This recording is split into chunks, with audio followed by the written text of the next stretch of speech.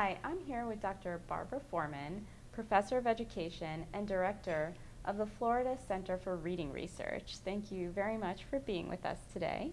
Thank you for having me. So Dr. Foorman and I will be talking about reading problems in children, how to foster reading skills. So my first question is, how important is reading for a child's daily life functioning? Well, reading is sort of the access to being a citizen of the world. Everything's in print, and if you can't read well, you can't know what to buy in a store, you can't read the prescription on your medication, you can't read a bus schedule. So literacy skills are enormously important. So lots of kids, when they start off learning how to read, that can be a very daunting or challenging task.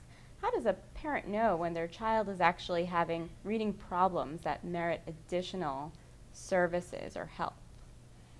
Well, most children who grow up in households that have a lot of print don't see it as a daunting task. It's just a game.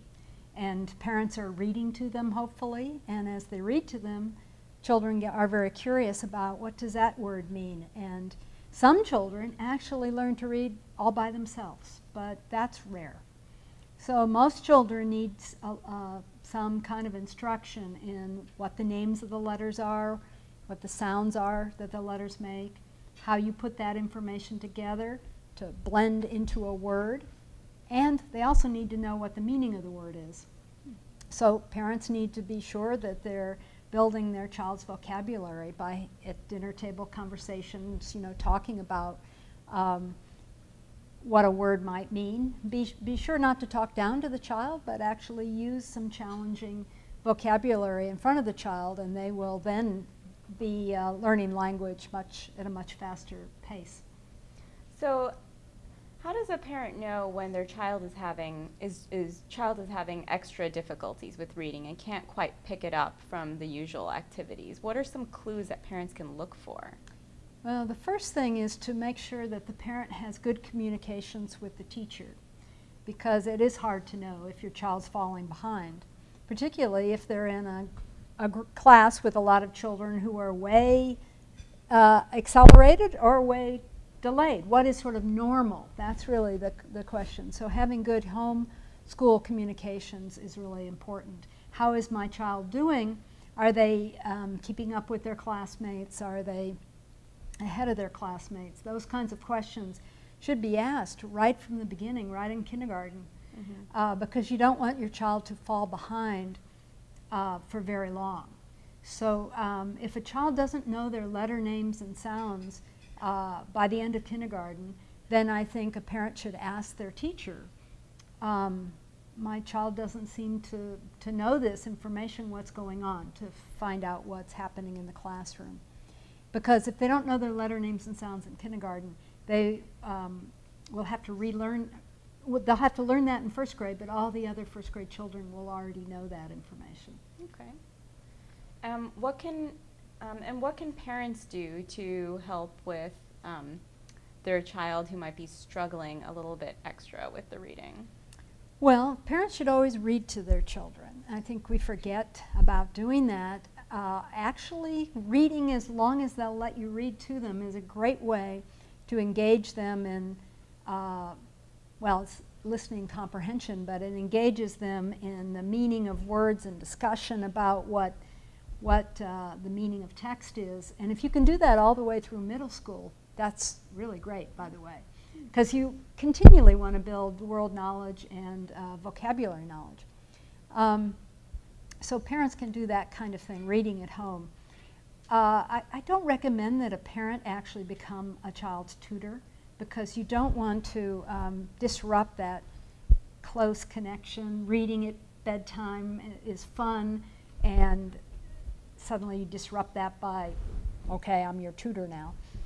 But there are others who can help tutor, and hopefully at school they can provide tutoring, so you have your child and maybe one or two other children in a small group to practice. Often it's a matter of additional practice to make sure that the child is keeping up with their classmates. Mm-hmm. So we talked about intervening as early as kindergarten if your child is struggling with reading skills. What about kids who continually struggle into adolescence? Is there anything that parents or even teachers can do to help? Well, often when you have early intervention, some children, as they go into adolescence, need continued intervention because the text that they're reading get increasingly complicated and they may still lag behind their peers. So hopefully parents can get their teachers at school aware of the problem, and the school can provide additional practice either during the school day, before school, or after school, or summer programs, so that the children get continued practice with learning about how letters relate to sounds, so that's the decoding part. But then also, as you get into long, complicated text, you have to point out how sentences are connected to each other, and then how this word, this pronoun he, relates to a noun that was mentioned 2 paragraphs before. So there are lots of strategies that can be taught to older readers to help them comprehend. Great. So you clearly mentioned the benefits of reading in terms of being able to function in this life just for practical reasons. A lot of our life requires reading.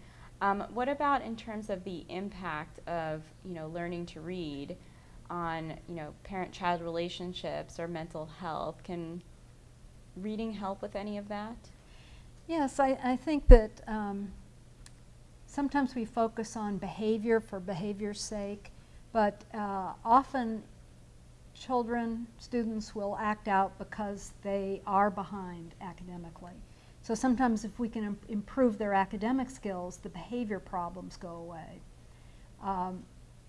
And so that, of course, relates to mental health. If you're a successful reader, if you're ahead or at least at the same pace as your classmates, you feel good about yourself. And feeling good about yourself is an important step to good mental health. Mm-hmm. So are there any sort of tips or advice that you'd want to give parents who are wondering about how to foster the best reading skills in their kids? The advice I would give, because I used to work in a behavioral unit of a pediatrics department, is that start reading to your children the moment they're born. Even though they can't talk to you, read to them, talk to them, because you're building their oral language skills and their listening skills and exposing them to some vocabulary that's challenging.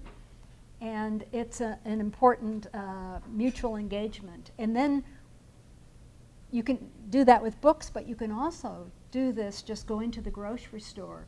You can point out objects, here's a soup can, let's see what's on the soup can. Look at this pretty color. So you're constantly talking to your baby and enmeshing them in quality language. That's a thing we find surprises a lot of parents, because they think their baby can't talk yet, so why should they talk to their baby? That's just flood them with good, rich language. And then, at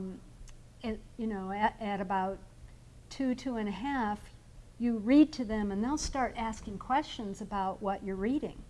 And then when you're asking questions back and forth like that, you can build this dynamic around reading's exciting. It's a fun thing to do. And then you just keep doing that with your children as long as you can, up through middle school for sure. And that is part of what's important about literacy. I think it's something that we do for fun. It's not a chore that we have to do, because once things become a chore, we don't choose to do them.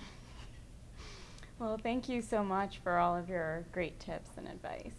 You're welcome.